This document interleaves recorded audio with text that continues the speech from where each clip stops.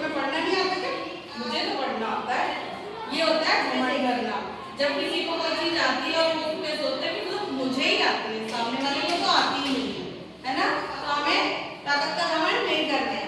तो आज की कहानी हमारी ताकत का घमंड। लक्ष्मी हथिनी झील से पानी पीने घर से निकलती थी।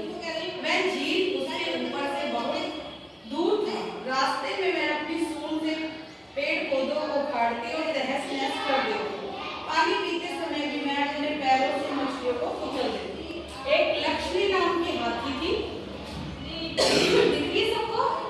हाथी दिख रही है? इसका नाम क्या है? लक्ष्मी, है ना। तो ये क्या करती है, अपने घर से निकलती है पानी पीने के लिए झील में, और रास्ते में बहुत सारे पेड़ पौधे को उखाड़ते हुए जाती है क्योंकि वो ताकतवर होती है, तो सबको उखाड़ते हुए जाती है। और जब पानी पीती है ना, तो पानी के अंदर क्या होती है? मछली होती है। तो उनको अपने पैरों से कुचल देती है। हाथी तो इतना बड़ा होता है, तो उसको कुचल देती है जानबूझ के। उस दिन लक्ष्मी ने एक आम की डाल तोड़ दी। उसी डाल पर मिली मैना थी। एक दिन उसने क्या, आम के एक पेड़ की डाली तोड़ दी। अब उस डाली पे कौन बैठी थी? नहीं, मक्खी नहीं, मिली। मैना सुनिए, मैना नाम का एक पक्षी होता है, उसका नाम था मिली। घोंसला था उसका। उसने अपने घोंसले में 3 अंडे दिए थे। उस मैना के कितने अंडे थे? 3 अंडे थे। अंडे नीचे गिरकर टूट गए। मिली जोर जोर से रोने लगी। यह देखकर लक्ष्मी जोर जोर से हंसते हुए कहती है, हंसते हुए चली गई, हा, मैंने मेरी ताकत से उसका घोंसला गिराया और उसके 3 अंडे टूट गए। और वो वहां से चली जाती है। तुम ताकतवर जरूर हो, लेकिन तुम्हें एक दिन अपने घमंड की कीमत चुकानी होगी। मिली बोली। मिली क्या बोली? कि तुम ताकतवर तो हो, लेकिन एक दिन तुम्हें इस घमंड की कीमत जरूर चुकानी पड़ेगी। उसी की आंखों से आंसू बह रहे थे। लक्ष्मी ने मिली की बात पर ध्यान नहीं दिया। उसे अपने किए पर कभी पछतावा होता ही नहीं था। ये सब सुनकर भी वो हाथी जो थी लक्ष्मी, उसको कोई फर्क नहीं पड़ा। उसको मतलब कभी किसी की बातों को फर्क ही नहीं पड़ता था, क्योंकि वो इतनी घमंडी थी। एक दिन लक्ष्मी पानी पीकर अपने घर लौट रही थी। रास्ते में उसे एक नारियल का पेड़ नजर आया। एक दिन वो अपने घर लौट रही थी पानी पी के, तो उसे एक नारियल का पेड़ नजर आया। अरे वाह, कितने अच्छे नारियल हैं, मुझे नारियल तोड़ना चाहिए। सोचकर लक्ष्मी ने नारियल तोड़ने के लिए अपनी सूंड को ऊपर किया। उस सूंड पर वहां तक नहीं पहुंच पाया। अब उसने क्या किया, लक्ष्मी ने सूंड को ऊपर किया कि मैं अपनी सूंड से सारे नारियल तोड़ लूंगी और खा जाऊंगी, है ना। लक्ष्मी को गुस्सा आ गया क्योंकि उसकी सूंड से जो है वो नहीं टूट रहे थे। उसने अपनी सूंड को पेड़ से लपेटा और खींचकर पेड़ को नीचे गिरा दिया। अब उसको गुस्सा आया, वो घमंडी तो थी, उसको गुस्सा आया तो पूरे पेड़ को नीचे गिरा दिया। एक बंदर उस पेड़ पर सो रहा था। कौन सो रहा था पेड़ पे? बंदर। वह भी पेड़ के साथ नीचे गिर गया। जब पेड़ टूट गया तो बंदर भी नीचे गिर गया और बुरी तरह घायल हो गया। घायल होना मतलब लग जाना, चोट लगना, है ना। ऐ बड़े हाथी, अपनी ताकत मत दिखाओ। बंदर ने क्या कहा? अरे इतने बड़े हाथी, अपनी ताकत मत दिखाओ, एक दिन तुम्हें इसके लिए पछताना होगा। बंदर बोला। वह दर्द से कराते हुए वहां से चला गया। उसको लगी थी, वो नीचे गिरा था इतने ऊंचे पेड़ से, तो उसको लगी, उसको दर्द में उसने हाथी को बोला कि तुम्हें इसके लिए पछताना होगा।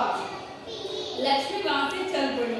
उसे इस बात का जरा भी अफसोस नहीं था। कुछ देर बाद उसने एक कटहल का पेड़ देखा। उस पेड़ में कई पके हुए कटहल लगे थे। फिर किसका पेड़ देखा उसने? कटहल का। उस पे भी पके हुए कटहल थे। आज मेरा मन कटहल खाने का हो रहा है, सोचकर लक्ष्मी उस पेड़ की ओर चल पड़ी।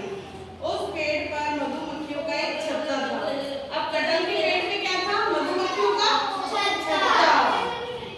उसे डर था कि कटहल खाने के बाद लक्ष्मी इस पेड़ को भी उखाड़ देगी, उसके छत्ते टूट जाएंगे और वो बेघर हो जाएगी। अब मधुमक्खियां सोचते हैं कि लक्ष्मी आ रही है कटहल खाने, ये तो गुस्से में अपनी ताकत से इस पेड़ को भी गिरा देगी और हमारा छत्ता टूट जाएगा। सभी मधुमक्खियों ने अपने छत्ते को बचाने का सोच लिया और लक्ष्मी पर टूट पड़ी। मतलब मधुमक्खियां, कभी मक्खियां पीछे पड़ी है आप लोगों के? है ना,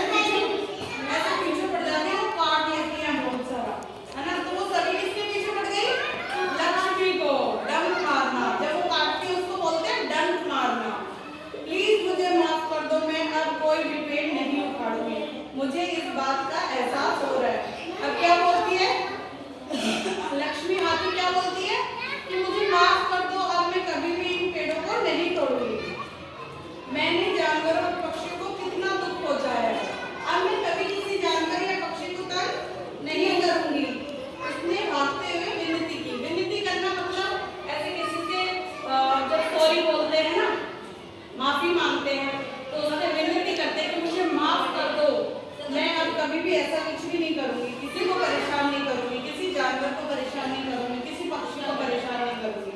सभी मधुमक्खियां अपने छत्ते में वापस लौट आई। लक्ष्मी को सबक मिल गया। उसे इस बात का एहसास हो गया कि ताकत के साथ दूसरों का ध्यान भी रखना बहुत जरूरी है। अब लक्ष्मी ने क्या किया? सॉरी बोल दिया। मधुमक्खियां वापस अपने छत्ते में चली गई। कहाँ चली गई? छत्ते में। और फिर क्या? अब उसको एहसास हो गया था कि मैं अपनी ताकत से किसी को भी परेशान नहीं करूंगी। तो जैसे अपन में से भी, जो तुम में से, मुझ में से, किसी में से, अगर हमें कोई कैपेबिलिटी है, कोई ताकत है, तो हमें वो किसी दूसरे पे ऐसे नहीं दिखाना चाहिए, घमंड नहीं करना चाहिए उस ताकत का। ठीक है? तो ताकत का घमंड करने वाले का हमेशा बुरा ही होता है। अपनी ताकत को सही जगह इस्तेमाल करना चाहिए। सोचो कि आपको पढ़ना आता है, तो आप इसको ये नहीं बोल सकते कि तुझे तो पढ़ना ही नहीं आता, आपको उसकी हेल्प करनी है पढ़ना